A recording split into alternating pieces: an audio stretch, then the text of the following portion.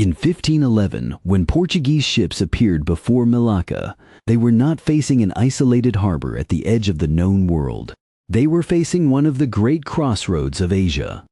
Melaka was not a sleeping city waiting to be discovered. It was already awake, crowded, multilingual, wealthy, and deeply connected. Ships arrived there from Gujarat, Bengal, Java, Siam, China, the Ryukyu Islands, Arabia, and beyond. Merchants brought pepper, cloves, nutmeg, silk, porcelain, cotton textiles, metals, medicines, incense, and information. In the streets and warehouses of the port, languages overlapped. Religious communities lived beside one another. Political messages moved with cargo. Credit moved with trust. The Portuguese did not come looking only for a city. They came looking for a choke point. The Strait of Melaka linked the Indian Ocean to the South China Sea. It was one of the narrow passages through which much of maritime Asia had to pass. To influence Melaka was to stand near the road to the Spice Islands. It was to approach the trading world of China. It was to enter a system of ports and merchants that had been operating long before Europeans rounded the Cape of Good Hope. For the Portuguese, Melaka looked like a gateway. For Asian merchants, it was already one of the places where the world met. That is why the fall of Melaka should not be told only as a chapter in the story of European expansion. It was that, but it was not only that. From Lisbon, the event looked like a triumph of navigation, cannon, and royal ambition. From the strait itself, it looked different. It was the violent interruption of an Asian maritime order that had not been created by Europe and did not simply obey Europe after the Portuguese arrived. The real question is not how the Portuguese reached Melaka. The real question is why a city so rich, so crowded, so connected, and so important could fail to protect itself when the decisive moment came. Melaka did not fall because it was irrelevant. It fell because it mattered too much. Melaka's rise began with geography, but geography alone cannot explain it. The city stood on the southwestern coast of the Malay Peninsula, close to the narrow waterway between the Indian Ocean and the South China Sea. The monsoon winds shaped the rhythm of travel. Ships could not simply sail wherever they wanted at any time of year. They moved with seasons, paused with winds, and waited for the next stage of the journey. A port that could feed merchants, store goods, provide security, settle disputes, and connect distant markets became more than a convenient stop. It became a political force. Melaka became such a force in the 15th century. Its early history is associated with Paramaswara, often remembered in later tradition as the founder of the kingdom. The records do not fully agree on every detail of his origin, religious identity, or early movements. What can be said with more confidence is that Melaka emerged as a port polity built around trade, diplomacy, and strategic location. It was not a land empire in the style of a great agrarian state. Its power did not come from ruling vast inland territories, village by village. It came from controlling access, managing people, and turning movement into revenue.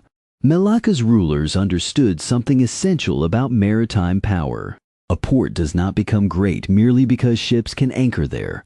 It becomes great when merchants believe it is worth returning to. That requires predictability. It requires protection. It requires officials who can manage disputes between strangers.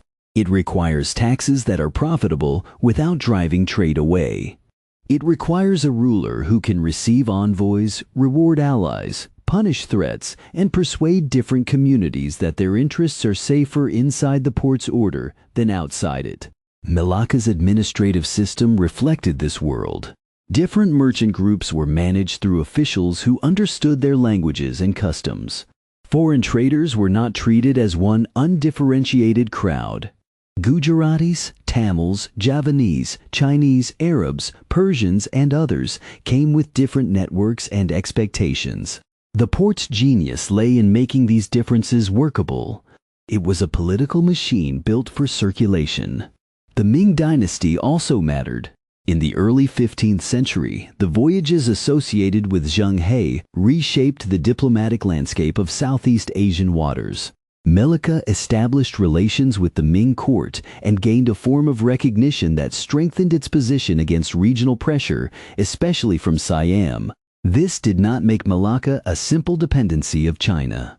It did not erase its own agency. But Ming recognition gave a rising port kingdom something valuable: status, legitimacy, and a measure of diplomatic protection. Melaka knew how to use larger worlds without being swallowed by them. It drew on the authority of Islam, the practical habits of merchants, the prestige of Chinese diplomacy, and the geography of the strait. Its rulers did not need to command every sea lane directly. They needed to make themselves useful enough that others would come. This kind of power was flexible. It was also fragile. A kingdom built on movement depends on trust. It depends on ships continuing to arrive, merchants continuing to believe, and surrounding powers continuing to accept the port as a place worth dealing with. If those conditions break, wealth alone cannot defend the city. Gold does not man the walls by itself. Cargo does not become loyalty by itself. A port can be rich and still vulnerable because the same openness that brings wealth also exposes it to strangers with sharper weapons and narrower intentions. By the early 16th century, Melaka had become one of the richest prizes in maritime Asia. That made it powerful. It also made it a target. Before the Portuguese arrived, maritime Asia was not empty. It was not waiting for outsiders to give it structure. It already had structure. It had routes, seasons, ports, brokers, legal customs, religious networks, commercial languages, and political habits. The Indian Ocean and the South China Sea were linked by generations of sailors and merchants who understood the winds better than any newcomer could. Trade did not move in a single straight line. It moved through overlapping circuits. Muslim merchants connected the Red Sea, the Persian Gulf, India, and Southeast Asia. Indian merchants carried textiles that were essential to exchange across the archipelago. Malay sailors and pilots knew the waters between islands and coasts. Javanese ships moved rice, timber, and spices. Chinese merchants brought ceramics, silks, metal goods, and links to the great market of East Asia. Southeast Asian ports competed, cooperated, and adapted. No single power owned the whole system. Melaka's importance came from gathering these circuits without fully controlling them. Spices from the eastern islands could pass westward through Melaka. Indian textiles could move eastward. Chinese goods could meet Indian Ocean merchants. News from courts and ports traveled with captains. A ruler in one part of Asia could learn about distant political changes because traders carried more than goods. They carried rumors, prices, alliances, threats, and opportunities. The city became a translator of worlds. Islam was central to Melaka's identity as a sultanate. The adoption of Islam by Melaka's rulers tied the port more closely to Muslim trading communities across the Indian Ocean. It gave the court access to a language of legitimacy that many merchants recognized. It linked the port to networks of law, scholarship, and commercial trust. But religion was not the only explanation for the city's success. Melaka was also pragmatic. It had to be.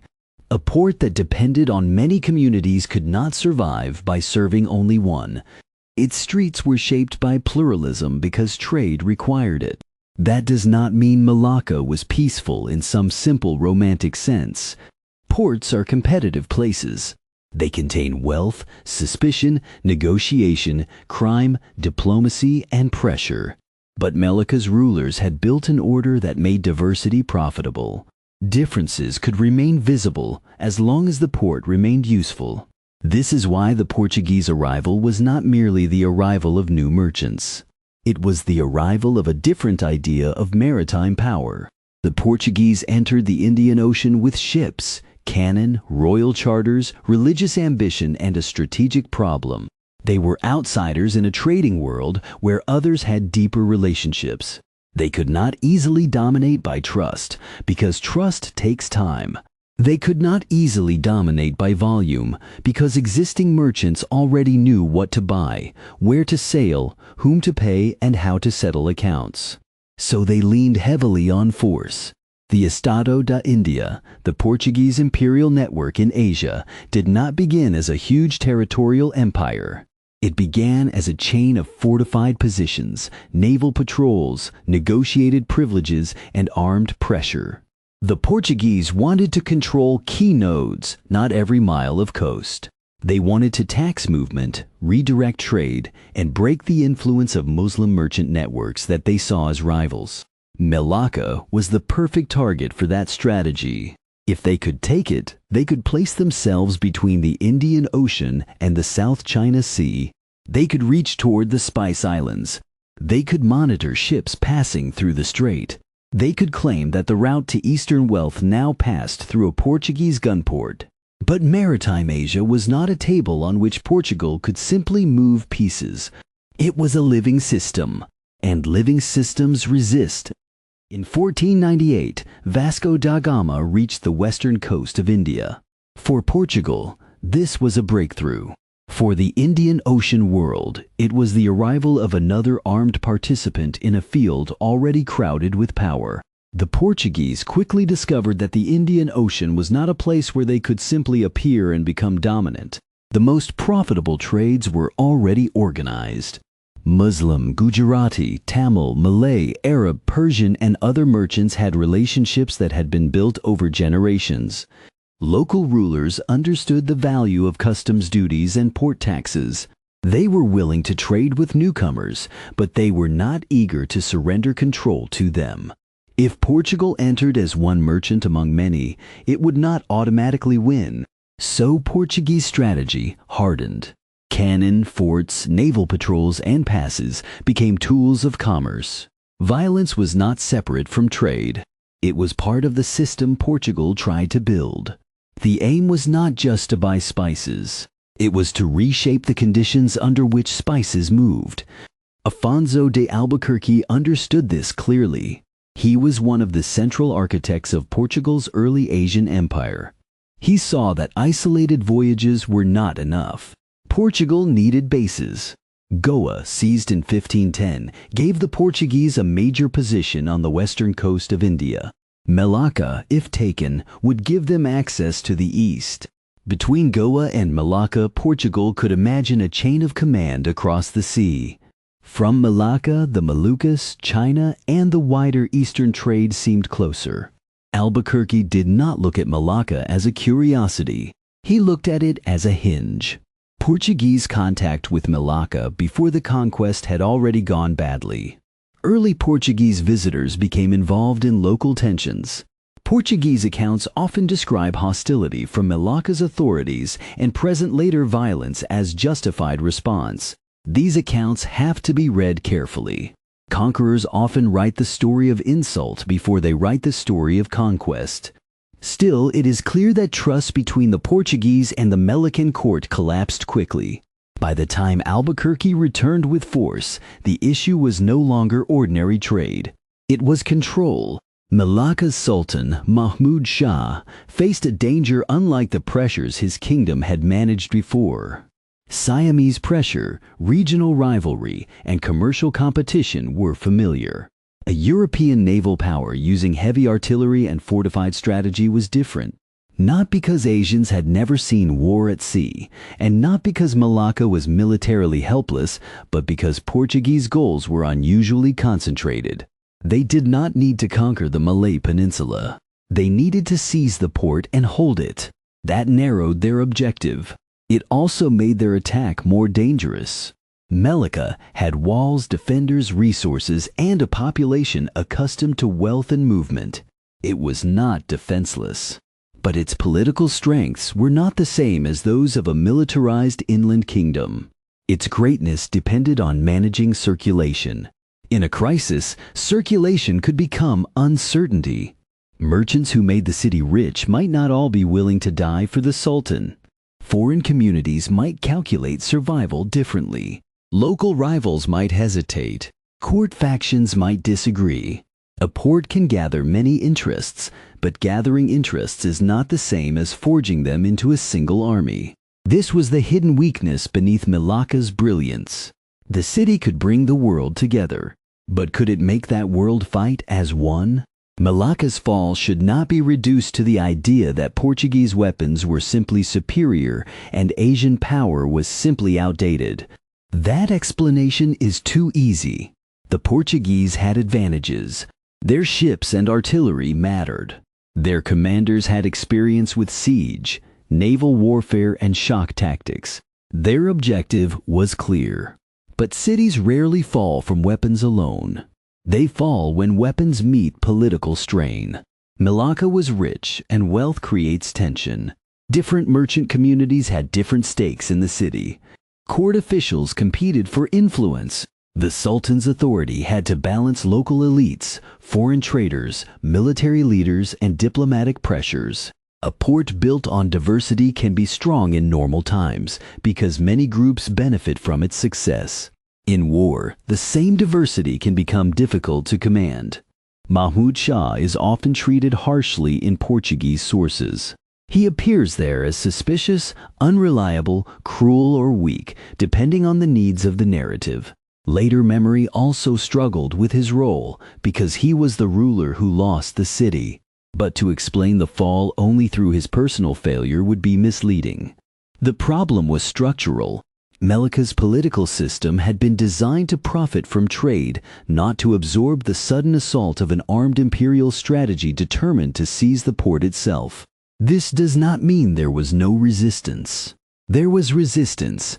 The Portuguese did not simply walk into Melaka. The city fought. Its defenders used fortifications, manpower, and war elephants. The urban landscape itself made the attack difficult. Fighting in a port city meant dealing with bridges, streets, stockades, ships, and currents. Albuquerque's forces were limited in number. They had to rely on discipline, firepower, and repeated pressure. The first attacks did not instantly settle the matter, but the Portuguese returned to the assault with determination. Their ships could support operations from the water. Their cannon could break positions that had not been designed for this kind of sustained pressure. Their soldiers, though few compared with the population of the city, were focused on the seizure of key points. As the fighting continued, the political center of Melaka struggled to hold together the many pieces of the port's world. The danger in a port city is not only that enemies can enter, it is that confidence can leave before the last wall falls. Merchants watch the balance of risk. If a port becomes dangerous, they can move. Ships can sail elsewhere. Capital can be hidden. Communities can negotiate with the next power. The ruler may see the city as a throne, but merchants may see it as a marketplace. Those are not always the same loyalty. Melaka's wealth had made it attractive. Its openness had made it rich. But in the face of a military assault, openness could not easily be turned into obedience. The Portuguese conquest exposed that difference. A port can connect many worlds without fully owning them. Once the city became a battlefield, those worlds began to loosen. Some resisted. Some waited. Some fled. Some recalculated. The order that had made Melaka strong began to break under the pressure of cannon and fear. The city did not fall because it had no history. It fell because its history had made it a prize. The Portuguese attack on Melaka in 1511 was not an accidental raid. It was a strategic operation. Albuquerque wanted to seize the city, establish a base, control the strait, and place Portugal inside the trade routes of Southeast Asia. He understood that if Portugal remained only on the western side of India, it would be too far from the richest eastern circuits. Melaka offered proximity to the Spice Islands and access to the South China Sea. It was the eastern hinge of a possible empire of ports. The fighting was intense. The exact details vary across sources, but the broad outline is clear. Portuguese forces attacked from the sea and land, using artillery, ships, and concentrated infantry assaults. Melacan defenders resisted with the resources available to them, including fortified positions and war elephants. The Portuguese faced heat, unfamiliar terrain, and determined opposition. Albuquerque's men had to fight through the urban and riverine environment of the port. This was not a story of instant European victory over passive Asian defenders. It was a siege and assault against a major city. But once the Portuguese gained critical positions, the balance shifted. Melaka's defenders could not prevent the city from being breached. Mahmud Shah withdrew, taking the royal court and loyal followers away from the city. The Portuguese entered and occupied one of Asia's greatest ports. Then they began to transform it. They built a fortress. The most famous remnant later associated with Portuguese Melaka is a Formosa, though much of it would not survive into the modern age. The point of the fortification was clear. Portugal did not simply want to loot Melaka and leave. It wanted to hold the city as a permanent node in its Asian network. The conquest changed the port's political identity. The Sultan was gone. The Portuguese captain and fortress became the new center of formal power. Taxes, security, religious policy, and foreign relations were now shaped by a European imperial presence. But here is the crucial point. The Portuguese captured Melaka. They did not capture maritime Asia. This distinction matters because it separates conquest from control. A city can be seized by force. A trading world cannot be seized so easily. Merchants are not walls. Monsoon routes are not prisoners. Commercial trust cannot be rebuilt by cannon fire. The Portuguese had won a spectacular prize, but they now had to govern a port whose greatness had depended on openness, confidence, and the willingness of many communities to come voluntarily. That was difficult. Some merchants stayed because trade often survives under new rulers. Others left because Portuguese power looked hostile or unreliable, especially to Muslim merchants who had formed a major part of Melaka's earlier commercial world. Routes shifted. Ports that had once competed with Melaka found new opportunities. The fall of the city did not freeze the region. It activated it. Mahmud Shah did not vanish from history. The royal tradition of Melaka continued in exile and in successor polities, especially through Johor. The Portuguese held the city, but the political legitimacy of the old sultanate survived outside the walls. This meant Melaka, after 1511, was not a settled possession surrounded by silence. It was a contested symbol, a fortress in a hostile sea, a prize that others remembered and wanted. For Portugal, 1511 was a victory. For the region, it was the beginning of a longer struggle. After the conquest, the Portuguese hoped that Melaka would become the central mechanism through which they could control Southeast Asian trade. It did not work that simply. They did gain a fortress. They gained a customs station. They gained a military presence at a vital strait. They gained prestige in the eyes of both allies and enemies. But they did not gain full command over the movements of Asian merchants. The sea remained too large. The networks were too flexible. The commercial communities were too experienced. Many Muslim merchants redirected their trade away from Portuguese Melaka. Aceh, on the northern tip of Sumatra, rose as a powerful Muslim trading and military center. Johor, connected to the displaced Melacan royal line, became a persistent rival. Javanese, Gujarati, Tamil, Chinese, and other traders adapted according to risk and opportunity. Some continued to use Melaka when it served their interests. Others avoided it. The result was not the end of trade, but the redistribution of trade. The Portuguese could build walls. They could not command the monsoon. They could issue rules. They could not manufacture trust overnight. They could seize warehouses. They could not force every merchant in Asia to accept their terms. This is one reason the Portuguese Asian Empire is best understood as a network of nodes rather than a continent-spanning territorial empire. Goa, Melaka, Hormuz, Macau, and other positions mattered because they gave Portugal leverage. But leverage is not the same as total control. Portuguese power depended on ships, forts, diplomacy, local allies, intermarriage, hired soldiers, and constant negotiation with Asian rulers and merchants. The fall of Melaka therefore changed the maritime world, but not in the simple way Portugal intended. It made trade more militarized.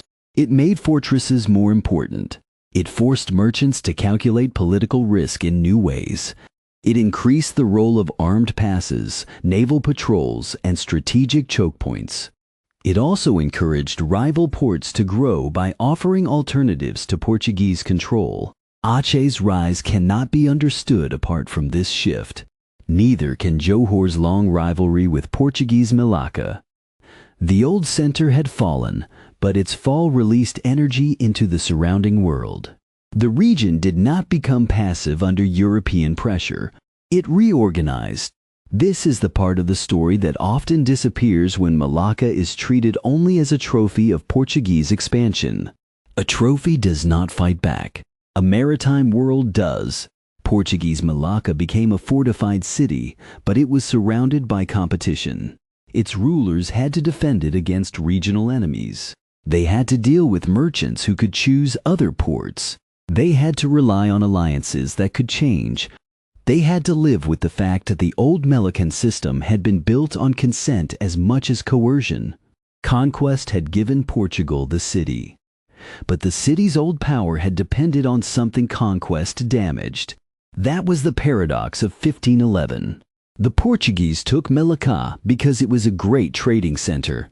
Yet by taking it through violence, they helped weaken the very conditions that had made it great. The fall of Melaka lives in more than one memory. In Portuguese imperial history, it often appears as one of Albuquerque's greatest achievements. It marks the moment when Portugal pushed beyond India into the eastern seas. It belongs to a larger narrative of caravels, cannon, fortresses, and oceanic ambition. From that perspective, Melaka was a step toward the Moluccas, toward China, and toward a global trade system in which Europeans would become increasingly aggressive participants. But from Southeast Asia, the story looks different. Melaka was not merely a conquered port. It was a lost capital. It was a court forced into exile. It was a rupture in the Malay political world. Its fall helped shape the later histories of Johor, Aceh, and other regional powers. It did not end Malay sovereignty, but it displaced it. It did not end trade, but it changed its routes. It did not end Islam in the region, but it sharpened the political meaning of religious identity in struggles against Portuguese power. In broader Asian history, Malacca's fall forces us to correct a common mistake. Europe did not arrive in an empty ocean. The Portuguese entered a world that already had law, custom, diplomacy, violence, profit, and memory. Their arrival mattered because they brought a new form of armed intervention, backed by a distant monarchy and a strategy of fortified choke points. But they were not the first people to connect Asia to the world. Asia was already connected to itself and to Africa, the Middle East, and the Mediterranean through older routes. The story should not begin with Europe discovering Asia. It should begin with Asia already moving. Melaka helps us see that. Before 1511, the city had been a place where many worlds negotiated with one another. After 1511, it became a place where those worlds had to negotiate with a new kind of force. The Portuguese did not create global history there. They entered it violently. Later European narratives often made conquest look inevitable. They presented Portuguese expansion as the natural result of superior ships, courage, and strategy. There is truth in the importance of ships and strategy, but inevitability is a dangerous illusion. The Portuguese were vulnerable. Their numbers were limited. Their supply lines were long. Their survival depended on local knowledge, Asian allies, and the willingness of merchants to keep trading despite resentment and risk. Asian histories sometimes remember Melaka as a wound, a symbol of lost sovereignty and foreign intrusion. That memory is also understandable. The fall of the city was a real rupture. It marked the beginning of centuries in which European powers would become increasingly involved in Southeast Asian ports, wars, diplomacy, and commerce. But Melaka should not be remembered only as a victim. It should be remembered as a city whose earlier success explains why it was attacked in the first place. The Portuguese did not choose Melaka because it was weak. They chose it because it was central. The fall of Melaka did not end the history of the strait. It opened a new phase. Mahmud Shah and his successors continued to matter beyond the lost city. The political legacy of Melaka flowed into Johor and other Malay polities. The old royal memory remained a source of legitimacy. The Portuguese could occupy the walls, but they could not erase the idea of Melaka as a rightful center of Malay sovereignty. Aceh rose as another major force in the region. It became a rival to Portuguese Melaka and a powerful Muslim state with its own ambitions. The conflict between Aceh, Johor, and Portuguese Melaka shaped the strait for generations. The city that had once gathered trade under a sultan now became one point in a triangle of rivalry. The Portuguese also faced the limits of their own system. Their empire in Asia was stretched across enormous distances. It required money, ships, soldiers, and constant repairs. Fortresses were symbols of power, but they were also burdens. A fortress must be supplied. A garrison must be paid. A hostile region must be watched. Enemies do not vanish because a flag changes. In the 17th century, the Dutch would eventually take Melaka from the Portuguese. Later, the British would reshape its role again. Each new imperial power saw the strait as a strategic prize. Each believed that control of the port could bring control of movement. Each learned in different ways that the sea was never as obedient as maps suggested. This long history began before the Europeans and continued after each of them. That is why 1511 matters so much. It was not the moment Asia entered the world economy. It had already been there. It was not the moment maritime trade became global. It had long connected distant regions. It was not even the moment European power became unstoppable, because Portuguese control was always contested. What changed was the relationship between trade and violence. To be sure, trade had never been free from violence. Asian seas had pirates, wars, rival ports, tribute claims, and naval campaigns long before the Portuguese. But the Portuguese brought a particular model of armed commerce, one that tried to make cannon fortress, royal monopoly, and religious hostility serve the same project. Their seizure of Melaka made that model visible at one of Asia's most important crossroads. After 1511, merchants still sailed, but they sailed through a more militarized world. Ports still competed, but competition increasingly involved European forts and fleets. Asian rulers still made choices, but some choices now had to account for distant kings, foreign captains, and artillery-backed claims over sea lanes. Melaka's fall did not silence Asia. It changed the terms under which Asia's maritime world had to speak. When a city falls, it is tempting to imagine a clean ending. A flag comes down. A ruler flees. A fortress rises. The story moves on. But Melaka's fall was not clean. The Sultanate lost its capital, but not all of its memory. The royal line moved. Political tradition survived. Malay identity and Islamic networks continued to shape the region. Merchants adjusted. Some returned. Some avoided the city. Some built new fortunes elsewhere. The strait remained alive. What was lost was not simply sovereignty over one port. What was lost was a particular kind of openness under local control. Before 1511, Melaka had been powerful because it could make many strangers feel that their presence was useful, manageable, and profitable. It was not a modern pluralist ideal. It was a practical commercial order, but it worked. Its rulers turned diversity into revenue and geography into authority. After the conquest, the city still traded, but it traded under suspicion.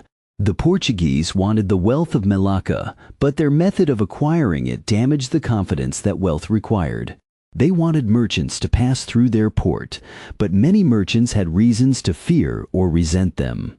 They wanted monopoly, But Asia's maritime networks were too old and flexible to be easily monopolized. So the fall of Malacca was not just the fall of a city. It was the moment one kind of maritime order was broken and another began to force its way in.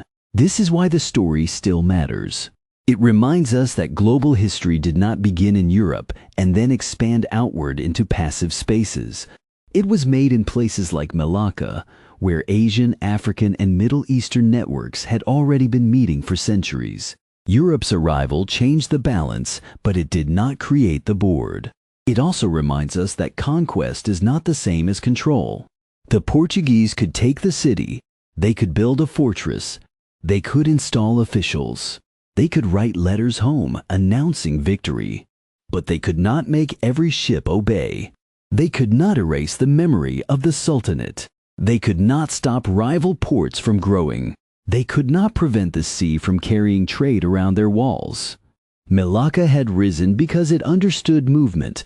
The Portuguese took Melaka because they wanted to command movement. The difference between those two visions shaped the next centuries of Asian maritime history.